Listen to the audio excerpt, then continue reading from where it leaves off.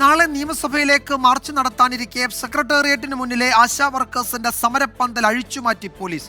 പുലർച്ചെ സമരപ്പന്തലിലെ tarpaulin sheet അഴിച്ചുമാറ്റിയതോടെ മഴ നനഞ്ഞാണ് ASHA workers കിടന്നത്. ടാർപോളിൻ ഷീറ്റ് പിടിച്ചിരിക്കാൻ അനുവദിക്കില്ല എന്നും പോലീസ് നിലപാടെടുത്തു.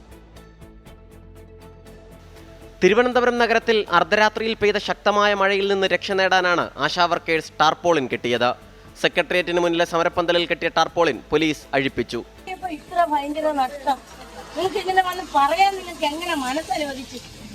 നിങ്ങളൊന്നും മനുഷ്യരാണോ? പറയണ്ടേ? ഈ വെളുപ്പാൻ കാലത്തെ ഈ സമയത്ത് വന്ന് എന്നിട്ട് പറയുന്നത് ഈ ടാർപ്പ അഴിച്ചു മാറ്റാൻ എടുത്തു കൊണ്ടാ. ദിവസങ്ങൾക്ക് മുൻപ് സെക്രട്ടേറിയറ്റിന് മുൻപിലെ തെരുവ് വിളക്കുകൾ അണച്ചതിന് പിന്നാലെയാണ് സമരക്കാർക്ക് നേരെയുള്ള അടുത്ത പ്രതികാര നടപടി. 3 ദിവസം ഈ 3 പോസ്റ്റിലും ലൈറ്റ് ഇല്ല. ഞങ്ങളിവിടെ കിടക്കുന്നതുകൊണ്ട് ഇതിനെക്കൂടെ ഇത് 3ാമത്തെ പ്രാവശ്യമാണോ ലൈറ്റ് ഓഫ് ചെയ്തിട്ടൊക്കെ. ഞങ്ങളിവിടെ മഴയിൽ ഞാൻ ഗുളിക കഴിക്കുന്ന ഒരു വ്യക്തിയാണ്.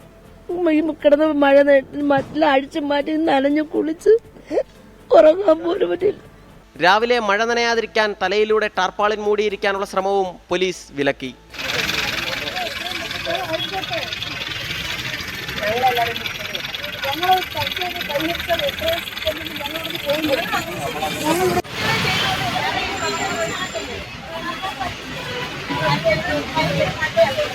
ഭയന്ന് പിന്മാറില്ലെന്ന് സമരക്കാർ.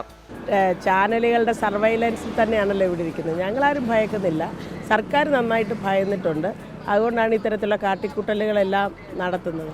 പോലീസിനെ കൊണ്ട് സർക്കാർ ചെയ്യിക്കുന്നതെന്ന് സമരപ്പന്തൽ സന്ദർശിച്ച അടൂർ പ്രകാശ് എം പി ആരോപിച്ചു. സർക്കാരിൻ്റെ നിർദ്ദേശാനുസരണം ഇവിടുത്തെ പോലീസ് ഉദ്യോഗസ്ഥന്മാർ ഇത്തരം സന്ദർഭങ്ങളിൽ ഇവിടെ ഇരിക്കുന്ന പാവപ്പെട്ട സഹോദരിമാർ മഴ നനഞ്ഞിവിടെ ഇരിക്കട്ടെ എന്നുള്ളതാണ് അവരുടെ ചിന്ത മനസ്സിൽ തോന്നിയത്. വാസ്തവത്തിൽ അത് തികച്ചും ന്യായീകരിക്കാൻ കഴിയുന്ന കാര്യമല്ല. നാളെ ആയിരക്കണക്കിന് പേരെ അണിനിരത്തി നിയമസഭാ മാർച്ചിനൊരുങ്ങുകയാണ് ആശാ വർക്കേഴ്സ്.